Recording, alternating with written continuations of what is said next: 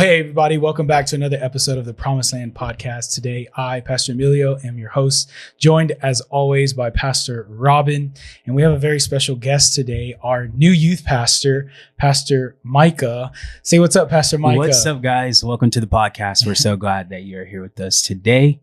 Excited for this conversation we're going to have. Yeah, it's going to be great. Yeah, I wanted to invite you on. Thank you. Because I wanted people just to get to know you better, you know. So we hired you as our youth pastor, which is 6th to 12th grade, and you're working on Pastor Emilio's team.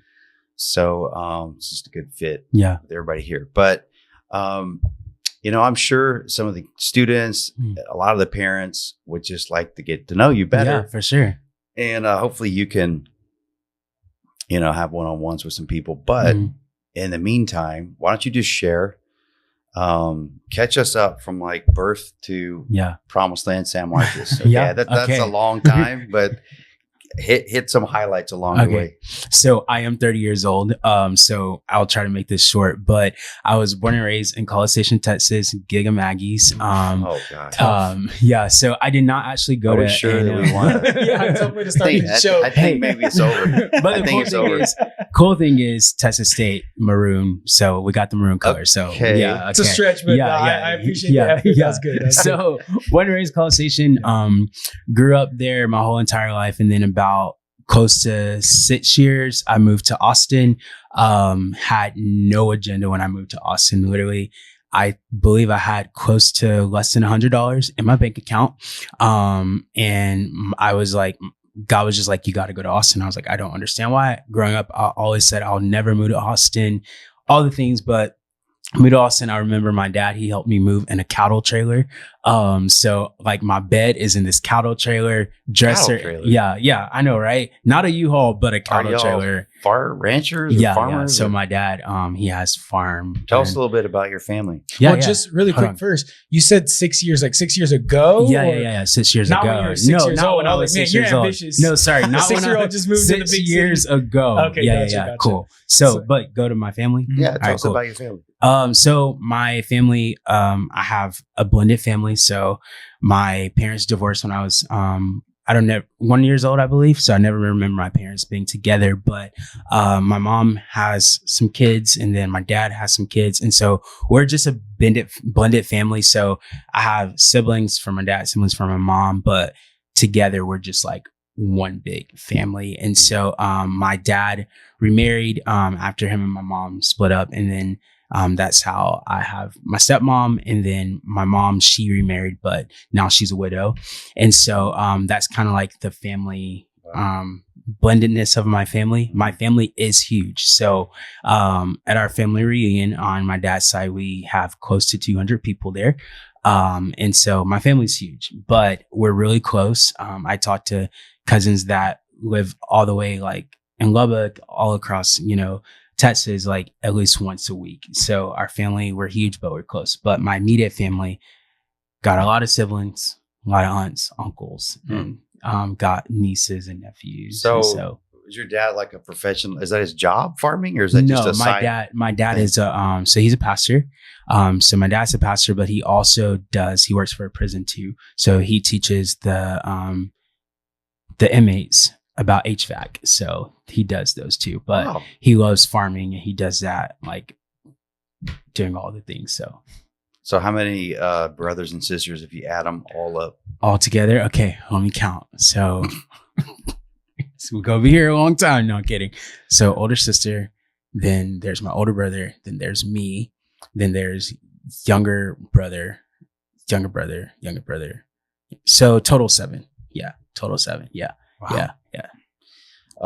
So you grew up in College Station, and 6 years ago you were 24. Yeah. So what did you do out of high school? Yeah, so out of high school, fun fact, I was actually supposed to be a firefighter, and I started going through the firefighter training and everything, and then I was like, yeah, man, this is not for me. This is not for me. But then I just like, I've always felt like God was calling me into ministry, but I didn't know like how to like tap into that, everything. We grew up Pentecostal. Whenever I was about 16, we started going to a non-denominational church, kind of similar to like PromiseLand kind of style. And then that's when I think I know them. Yeah. So Skybreak. So that's my home church. So that's kind of when like the gifting started to unfold a little bit. But while I was in college, like God was just like, yeah, you really should just full out do ministry. And so then I started having conversations with pastors at Skybreak, and they actually had Skybreak College. And so I was able to be a part of that. So I dropped out of the firefighter, all the things, and then I stepped into full-time ministry. And so that's kind of how that journey started with the actual like birthing of like ministry and like wanting to be a pastor and stuff like that. So you moved to Austin, and then what happened? So when I moved to Austin, I was just kind of like not in a rough season, but I was just like, God was like, you're going to do something different. And when I moved to Austin again, like I had like $100 in my bank account. I didn't know what was in store for me or anything, but it was just like, all right, cool. I'm just going to trust God and just see what he does. And I started working, got a corporate job. I was like an office manager, HR manager. So I got a taste of corporate, things like that. But I still felt like this heaviness and this like calling of ministry on my life.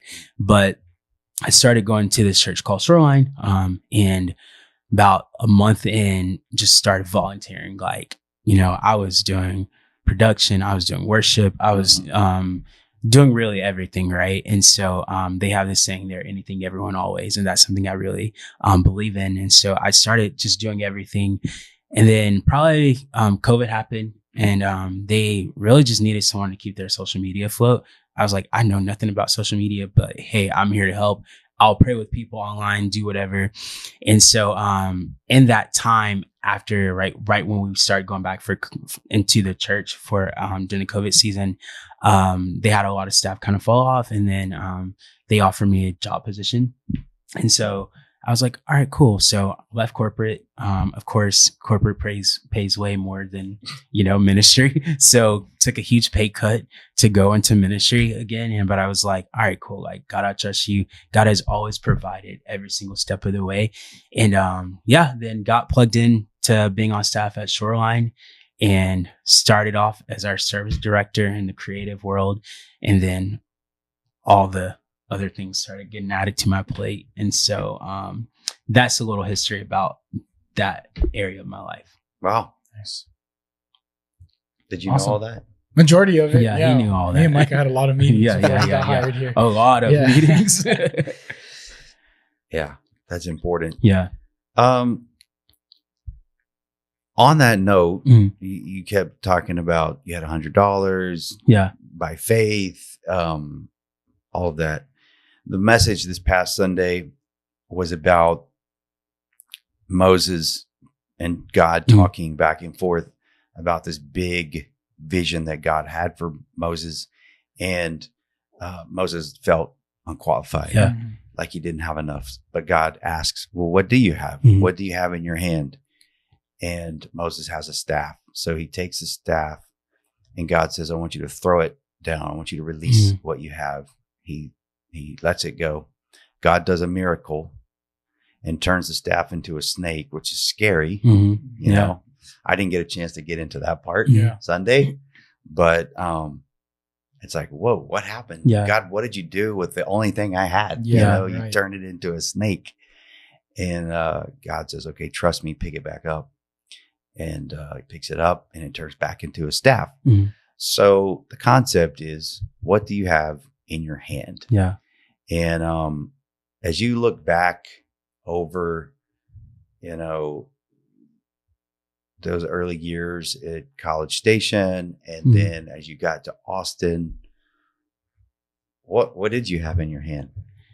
Really, if you want to think about it, like I just had faith and trust, like really just my faith and my trust in God, knowing like, hey, if you're like aligning everything up, like this is what you want for my life. And like just stepping out, and really like, if you think about practical tools, you know, like I didn't know anything about ministry, right? Like I didn't know what planning center was. I didn't know, we say realm, like those little different things. I didn't know anything, but it was just like, just trusting God and like, hey, you're going to teach me everything I need to know. You're calling me here, so you're going to do it. And all I have to do is just like have my hands open to receive everything, and then being coachable and being willing to learn all the things. And so practically, if you think about something in your hand, I didn't have a staff or anything like that. I just you had $100. I had $100 when it came to move to Austin. I also think though you had other things. You had the experience of being in a broken home or split family or whatever, blended family. Yeah. And the people that you're ministering to right now here in San Marcos, there's a lot of them that are dealing with that. So that's something that God can use. It's good. For his purpose. So I'm challenging everybody to really do an inventory on the things that you have, maybe broken things that you have or experience, but also physical things. Yeah. Pastor Emilio, what do you have in your hand right now? I'm just looking back over your life. Like what are some things? I've actually done this thought experiment before, especially when I was just getting to Bible college and trying to explore my path of faith and I grew up very insecure, a black sheep of the family. I too had a black sheep. Really? Yeah. Moses is my favorite story because I carried the last name of my father, but I grew up around only my mother's family and never fit in. So it's this whole Jew Egyptian dynamic. Interesting. And I relate to Moses so much because part of me, part of it was just the rejection that I experienced from a lot of my family, but then a lot of it had to do with just my own internal insecurities, never feeling like I fit in. I felt like I was just stuck in the middle of two. Who I was around didn't fully accept me, but those who carried my name were so distant, is this really weird thing. So from a very young age in Bible school, the same way you have so much relation to David, I felt the same way about Moses. And so this story is just something that I've chewed on for many years. But when I got into Bible school, the way that God just used every insecurity, every tool that I developed, whether it was my inability to be a great student because of my dyslexia. And so I became a really smooth talker to teachers and learned how to be very personable and get on people's good side.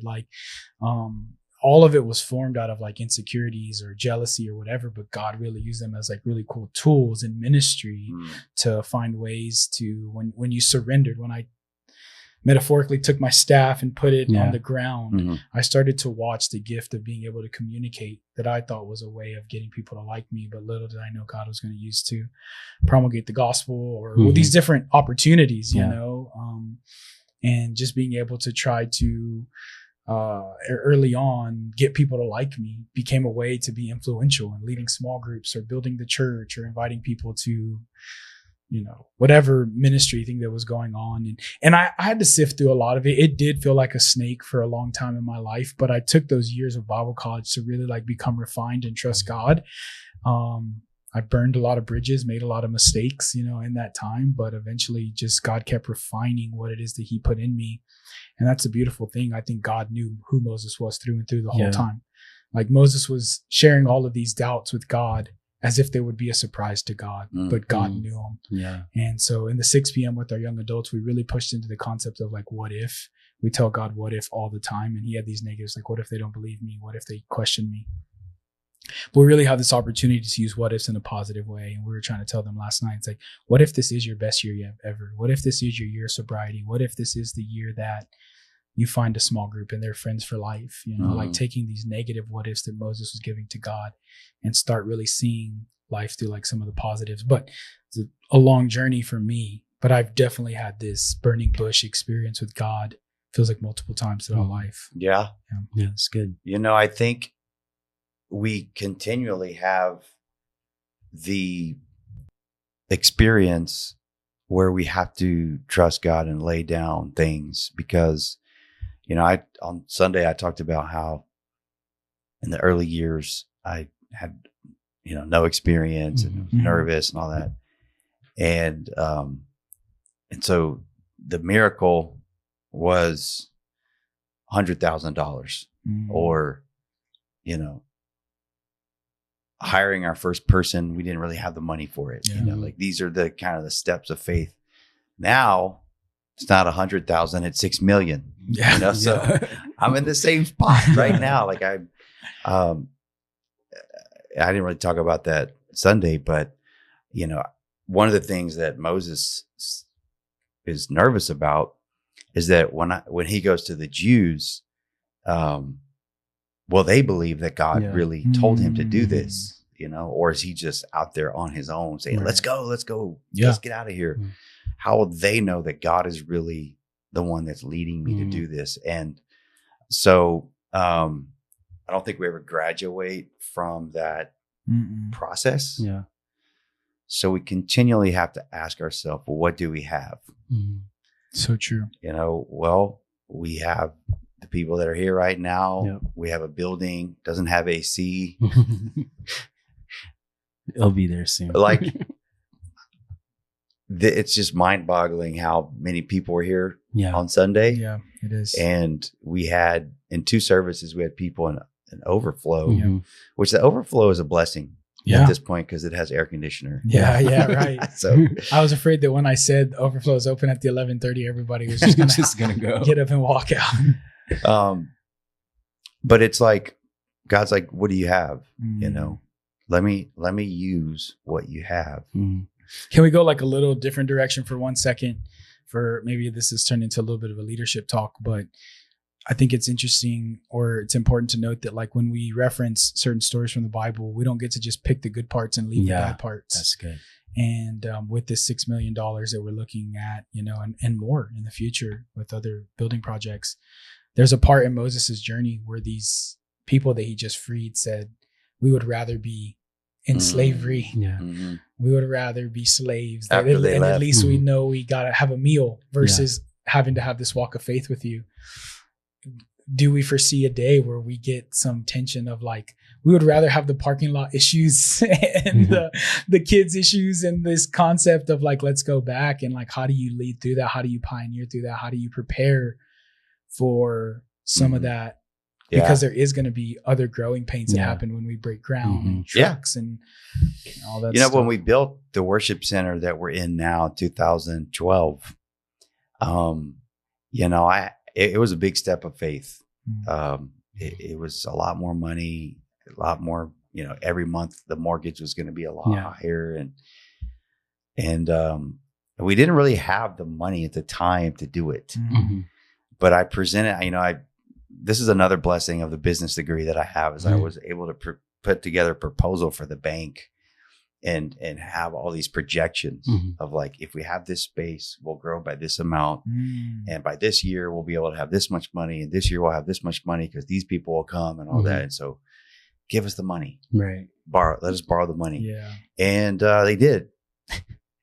Well, the first year during construction was easy because of the way they structure the loan. Your payment's not that high.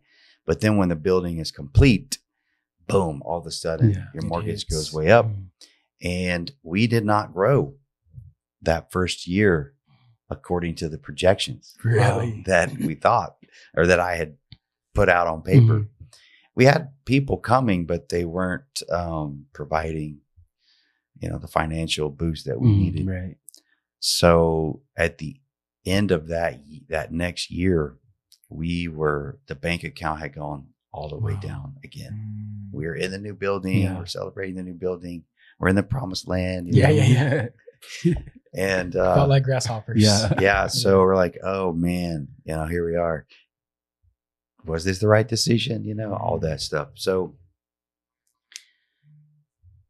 it doesn't get there. I guess to answer your question, yes, there's going to be challenges along the way. And I think now I've come to the point where I know they're coming. And they're not going to surprise me. And I know God's got it. It's kind of like David when he killed Goliath. He knew that he had killed a bear and a lion. And that didn't mean it once he killed those 2 animals that was the last battle. Right. More battles were coming. Right. But the fact that he had defeated the other 2 gave him the confidence that God did it then. He's going to do it again. so then he kills Goliath, but then he goes and he faces Saul, who is the king of his own people and his kids, and on and on. But it hit me. I mentioned in several of the services that kind of like along the lines that you were saying, your inability to read well and other things that you had that were your staff, shyness and introverted personality is what I have. And so I really feel like God took that and he turned it into something good. Yeah. Like when people talk about our church, this ministry, the number one thing they talk about is our transparency. Yeah. And we're real. Mm-hmm. And I think that the reason that is because God had taken our insecurity and our shyness, not just me, but other people, and turn it out for his good. Yeah. Like he can take something that is a weakness in us and turn it into something special. So why don't y'all just share, y'all can both do it, but kind of cast vision for what student ministry looks like over the next year. Yeah. Yeah, go ahead. So our student ministry, it's growing. The first service that we had, the relaunch service, we had 105 students in the building. And it was just crazy to see, like, it was just another confirmation of like, from God, like to me, like he has me in the right spot. And I'm just like, all right, cool. Like, I trust you, God, you're going to do this. And so, but really, every single week we put on services that are specifically for that age, middle school and high school students, teaching that's practical for them to really help them through their walk. Because if you think about your life, some of when you're in middle school and high school, those are like the moments where you really need a solid foundation. So we're going to create a space for them to have a solid foundation in Christ every single week. And we do that by our worship, we do that by practical teaching, and we do that by our small groups. And but we have big plans to do some camps, do some retreats for our students. But we want every single Sunday morning to feel like a mini camp.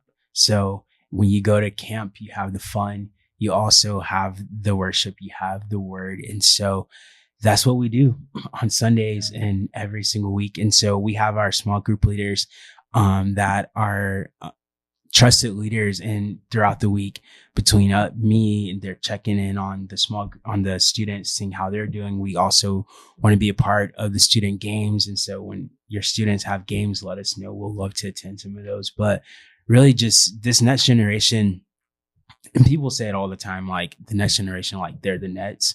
But like when I walked into the room yesterday, I was just like looking out, like, I'm like, yeah, this next generation, they're our Nets, and they're the generation that's going to get it.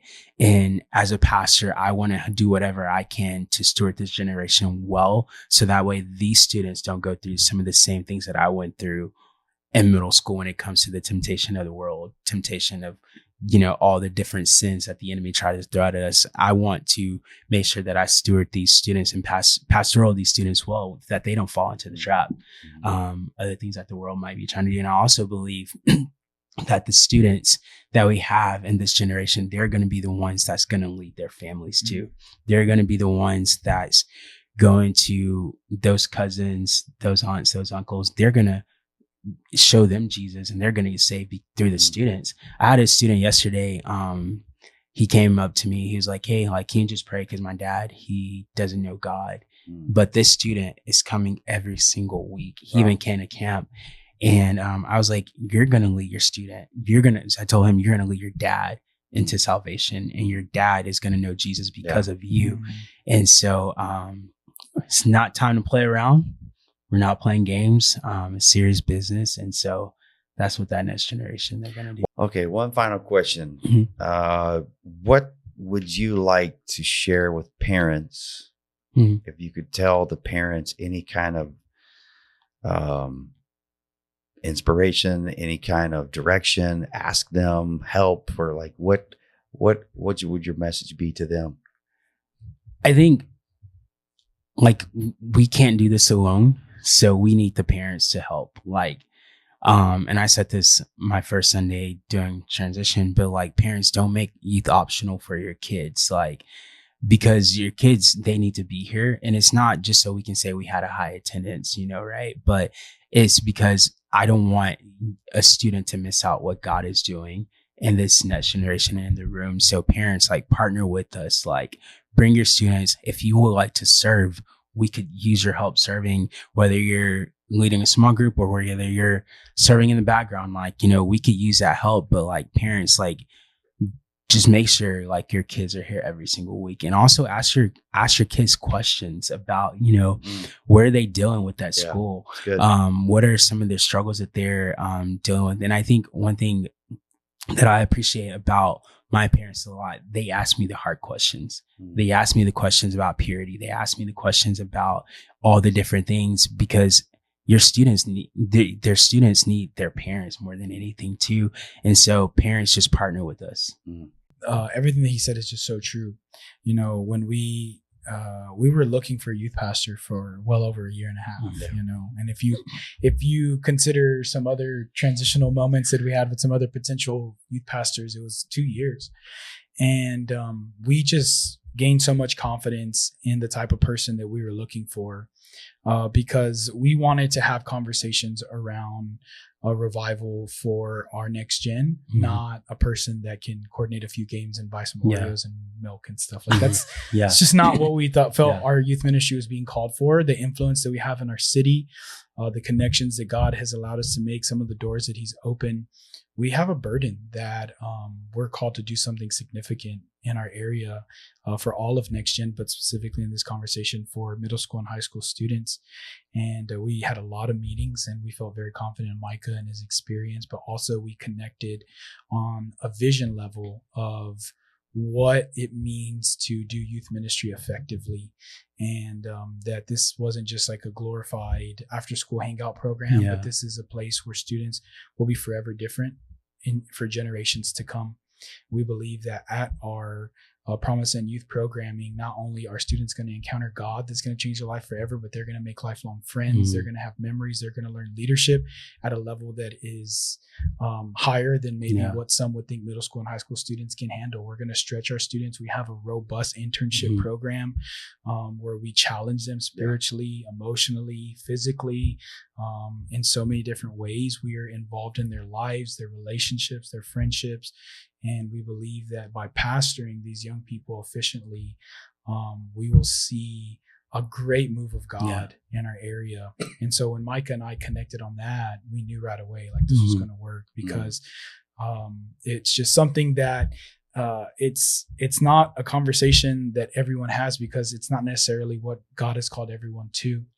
But we do feel for such a time as this, this is what our student ministry is supposed to do for our area, our community, our county. And we're so happy to have Micah, and we're excited to see all the people that join his team in the future, because we're going to need every parent, every young adult, every volunteer that feels called to student ministry to commit to it, and love our students, so that we have big vision. Big vision.